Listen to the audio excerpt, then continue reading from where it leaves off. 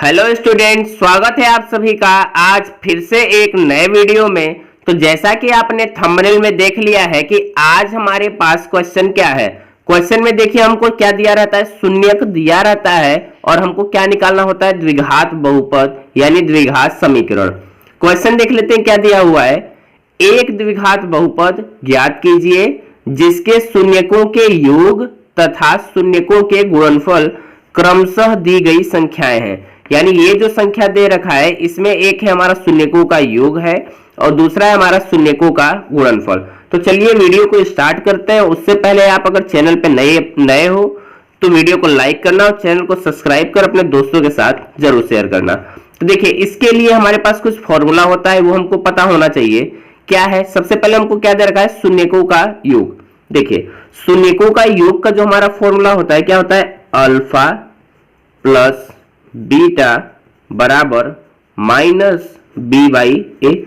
मतलब ये जो माइनस बी बाई ए है इसका मान हमको दे रखा है। दूसरा क्या कर रहा है, शून्यकों का गुणनफल। तो गुणनफल क्या हो जाता है, अल्फा इंटू बीटा बराबर सी बाई ए। ठीक, यहां पे सी बाई ए का वैल्यू दे रखा है। अब देखिए हमको क्या करना है, द्विघात बहुपद निकालना है जब हमको शून्यकों का योग और शून्यकों का गुणनफल दिया हुआ हो। तो उसके लिए देखिए हमारे पास एक फॉर्मूला होता है। फॉर्मूला हमारा क्या होता है कि कोष्टक में x square minus alpha plus beta into x plus alpha into beta.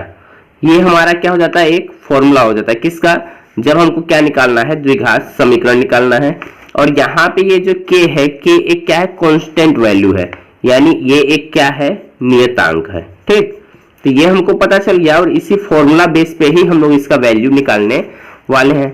देखिए अब हम लोग लिख लेते हैं। देखो क्वेश्चन में था कि शून्यकों का योग तथा गुणनफल क्रमशः दी गई संख्या है, यानी जो शून्यकों का योग है वो ये वाली संख्या है और जो गुणनफल है वो ये वाली संख्या है। यहाँ पे लिख लेते हैं क्या दे रखा है, अल्फा प्लस बीटा का वैल्यू हमको दे रखा है कितना, 1/4।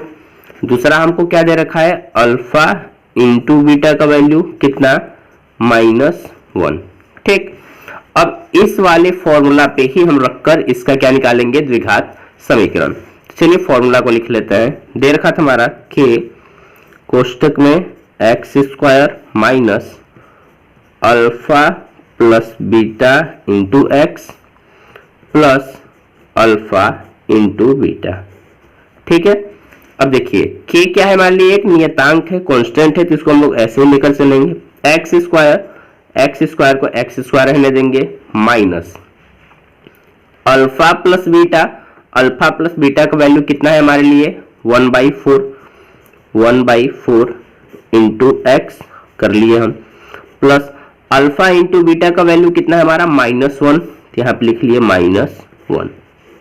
ठीक, यहां तक करने में कोई दिक्कत।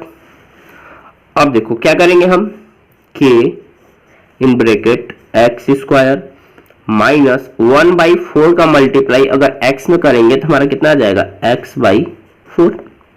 ठीक, अब देखो प्लस और माइनस का मल्टीप्लाई होता है हमारा, प्लस और माइनस का मल्टीप्लाई तो हमारा क्या आता है, माइनस आता है। ठीक, तो यहाँ पे क्या हो जाएगा हमारा -1।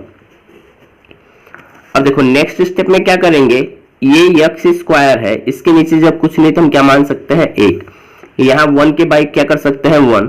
तो एलसीएम 1, 4 और 1 का एलसीएम लेंगे तो हमारा एलसीएम कितना आ जाएगा, 4 आ जाएगा।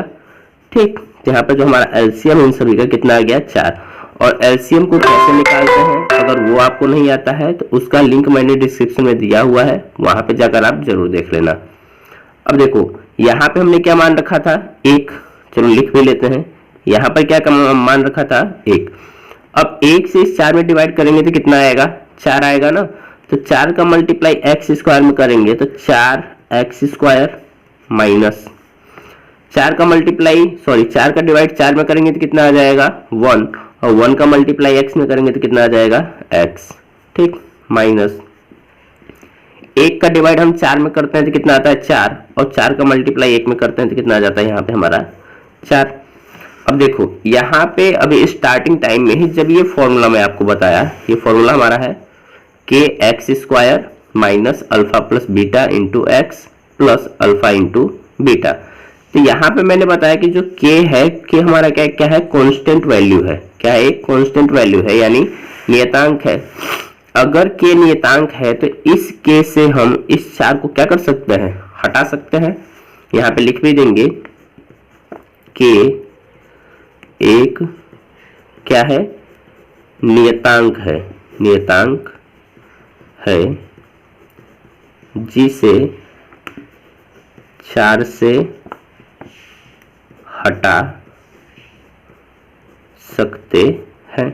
ठीक, अब 4 से हमने इसको हटा दिया तो अब हमारा क्या बच रहा है, देखिए 4 x square minus x minus 4, और ये हमारे लिए क्या बन जाता है, द्विघात समीकरण बन गया ना, क्योंकि इसकी जो सबसे बड़ी घात है वो कितनी है, 2 है। साथ ही एक कैसा समीकरण है, द्विघातीय त्रिपदीय समीकरण है। ठीक, तो आई होप कि आपको क्वेश्चन समझ में आया होगा। एक बार फिर इसको रिवाइंड कर लेते हैं। देखिए क्वेश्चन ये हमारा दे रखा था, क्वेश्चन में यहाँ पे हमको पहला जो दे रखा है क्या है, शून्यकों का योग, दूसरा क्या है, शून्यकों का गुणनफल। यहाँ पे जो हमने फॉर्मूला लगाया है वो ये फॉर्मूला है, के कोष्टक में x square minus alpha plus beta into x plus alpha into beta, जहाँ पे के हमारे क्या है, एक कॉन्स्टेंट वैल्यू है।